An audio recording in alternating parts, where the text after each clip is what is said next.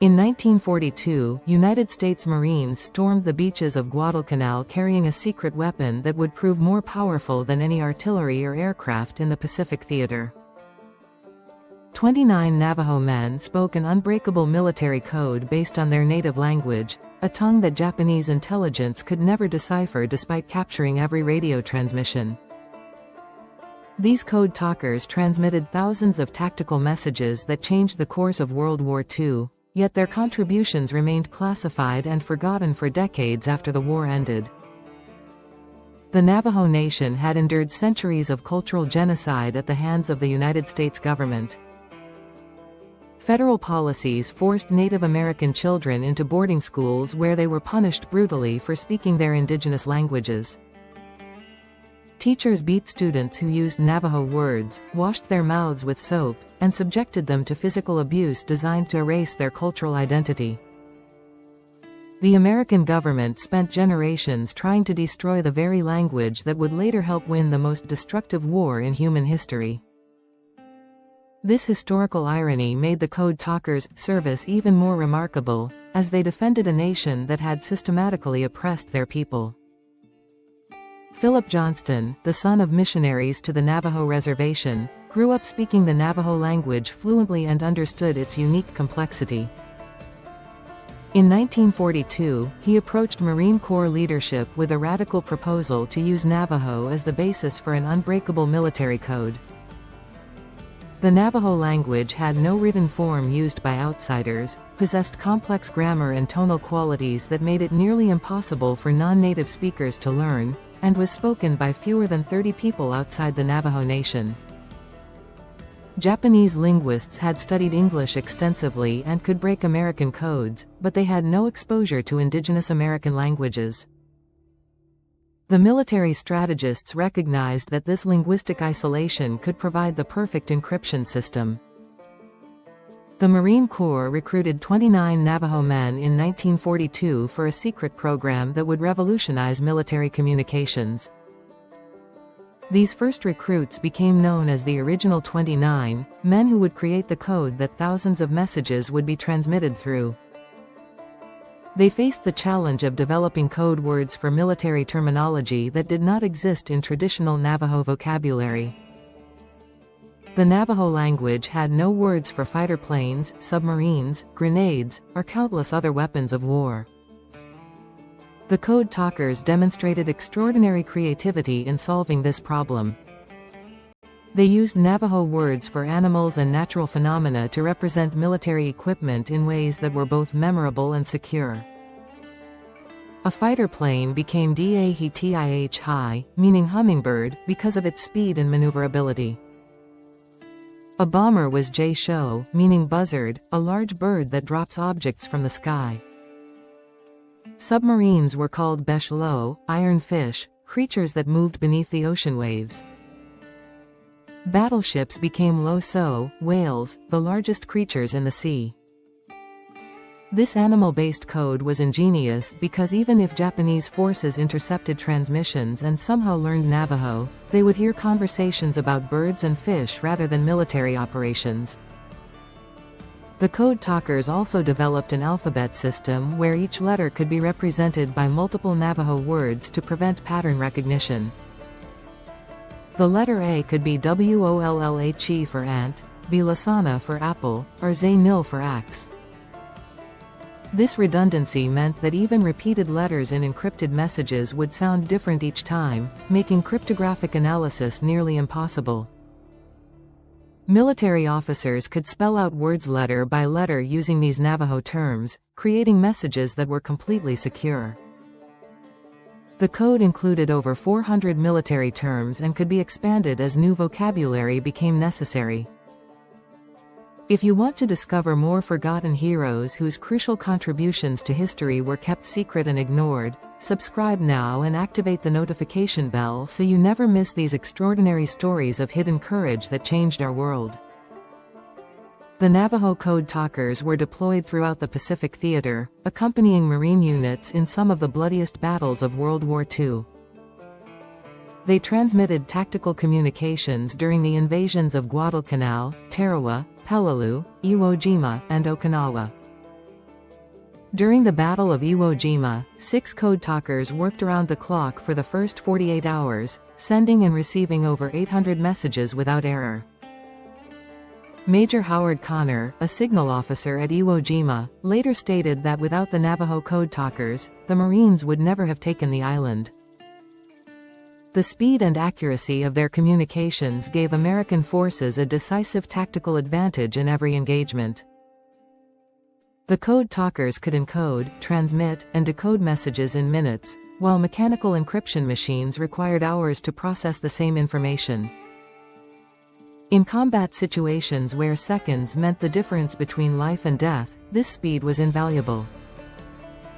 Field commanders could communicate troop movements, artillery coordinates, and tactical orders with confidence that enemy forces could not intercept and decipher their plans. Japanese intelligence intercepted thousands of Navajo transmissions and assigned their best cryptographers to break the code. They never succeeded, not even once, making the Navajo Code the only spoken military code never broken in modern warfare. The irony of Native Americans defending the United States after centuries of genocidal policies was not lost on the code talkers themselves. Many had been forcibly removed from their families as children and sent to government boarding schools designed to destroy their culture. They had been beaten for speaking the language they were now using to save American lives. They had grown up on reservations where poverty, discrimination, and federal neglect were constant realities. Yet when their country called, they volunteered to serve, bringing with them the very cultural heritage that government policies had tried to eradicate. The code talkers faced danger not only from Japanese forces but from their own military colleagues. Because of their Native American appearance, they were sometimes mistaken for Japanese soldiers by other American troops who had never seen indigenous people. Several code talkers were assigned bodyguards whose job was ostensibly to protect them from capture, but who also prevented friendly fire incidents. They endured racial discrimination from fellow soldiers who did not understand their role or value their contributions. Some military personnel treated them with contempt, unaware that these men were operating the most sophisticated communication system in the war. The psychological burden carried by code talkers was immense and rarely acknowledged. They witnessed the horrors of island warfare, the brutal combat, and the massive casualties of Pacific battles. They transmitted casualty reports, coordinates for artillery strikes, and orders that sent men into deadly situations. The weight of knowing that a single mistake in code translation could cost hundreds of lives created enormous stress. Yet they performed flawlessly under combat conditions that would break most people, maintaining perfect accuracy while under enemy fire.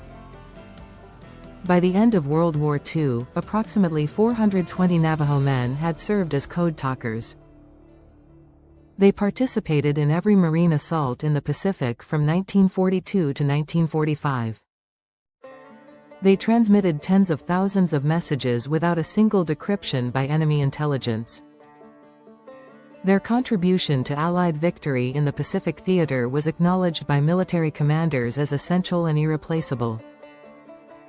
Major General Clayton Vogel, commanding general of Amphibious Corps, stated that the code talkers were critical to the success of Marine operations. Despite their crucial role, the Navajo Code Talkers received no public recognition when the war ended. The code remained classified because military planners believed it might be useful in future conflicts. The secrecy classification meant that code talkers could not discuss their service, even with their own families. They returned to Navajo reservations where they faced the same poverty, discrimination, and federal neglect that had existed before the war. Veterans' benefits were often denied or delayed for Native American soldiers due to bureaucratic barriers and institutional racism. The code talkers' silence continued for 23 years after World War II ended. In 1968, the code was finally declassified, allowing these men to speak about their wartime service. Even after declassification, most Americans remained unaware of the code talkers' contributions. history textbooks did not mention them, war memorials did not include them, and veteran organizations largely ignored their service. The historical narrative of World War II celebrated European theater victories and technological innovations while omitting the indigenous warriors who had been essential to Pacific victory. Recognition began slowly in the 1980s and 90s as researchers and journalists discovered the Code Talkers story. In 1982, President Ronald Reagan designated August 14 as National Navajo Code Talkers Day. In 2000, Congress awarded Congressional Gold Medals to the original 29 Code Talkers and silver medals to all others who served. By this time, many Code Talkers had already passed away without receiving acknowledgement for their service. The medal ceremony was bittersweet, honoring men decades too late and often posthumously. The Code Talkers who lived long enough to receive recognition displayed remarkable humility and grace. They did not express bitterness about the decades of silence and neglect, instead focusing on pride in their service and their Navajo heritage. They participated in educational programs, speaking at schools and military installations about their experiences. They emphasized that they had served not for recognition but because it was their duty and because they hoped their service might improve conditions for Native Americans. Their dignity in the face of historical injustice exemplified the warrior tradition of their culture. The legacy of the Navajo Code Talkers extends far beyond military history. Their story demonstrates how cultural diversity strengthens rather than weakens nations. The language that government policies tried to destroy became the key to national security. The people who had been oppressed and marginalized proved essential to defending the nation that oppressed them. This paradox reveals the foolishness of cultural genocide and the value of preserving indigenous languages and traditions. The Code Talkers' contribution to cryptography and military communications influenced post-war developments in secure communications.